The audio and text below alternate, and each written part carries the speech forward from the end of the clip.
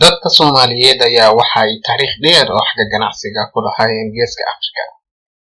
Dhanka ganacsiga, Soomaalida waxay ka ciyaareen kaalin mug weyn oo ay ka qaateen ganacsiga qaaradda Afrika.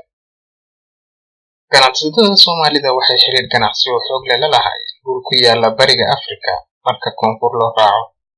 Tusaale ahaan, waxay saldhigyo ka samaysteen Sofala, oo hadda loo yaqaano Nova Sofala, oo ay taariikhyahanada qaarkood ay sheegeen in magaaladaas ay dhiseen ganacsato Soomaaliyeed, waxayna noqotay dekedda ugu muhiimsan boqortooyadii Monomotapa oo xilligaas ka jirtay aaggaas.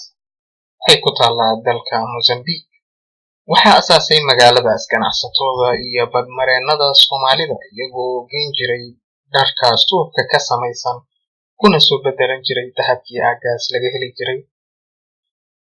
Soomaaliya waxa ay ahayd meel ay aad u isticmaali jireen waddo istiraatiiji ah ku taallay oo ay isticmaali jireen dalmareennada iyo ganacsatada waddamada isaga kala goosha. Waxaa ka mid ahaa dalmareennadii soo booqday Zheng He oo ka soo jeeday dalka Shiinaha, gobolka hadda loo yaqaano Yunnan. Safarkiisii ugu horreeyay, Zheng He waxa uu booqday magaalooyin badan oo xeebaha Soomaaliya oo ay ku jirtay Muqdisho, Baraawe iyo Kismaayo.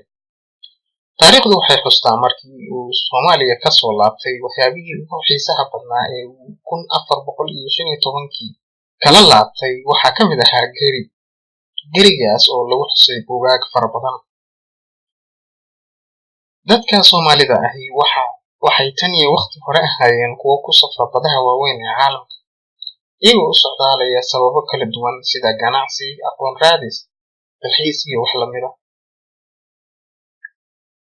Boqortooyooyin badan iyo maamullo ka soo jiray biyayga Soomaaliya ayaa waxay dhiseen noocyo badan oo maraakiib, doonyo iyo qalab lagu safro xagga badda.